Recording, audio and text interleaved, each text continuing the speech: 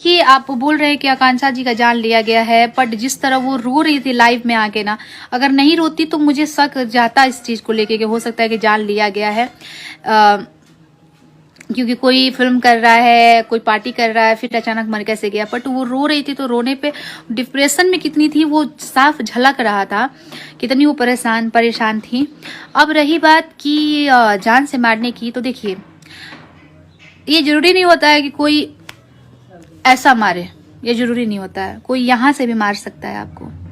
कोई इतना ना आपको मेंटली परेशान कर देगा ना कि आप लगेगा कि आप हमको जीना ही नहीं है, तो वो भी मारना ही है, वो भी मर्डर ही है। हो सकता है फिजिकल नहीं मारा गया हो, मेंटली मारा गया हो, इसमें कुछ कहा नहीं जा सकता है। तो पोस्टमार्टम में डॉक्टर जानेंगे और पुलिस के पास तो खबर चली जाएगी।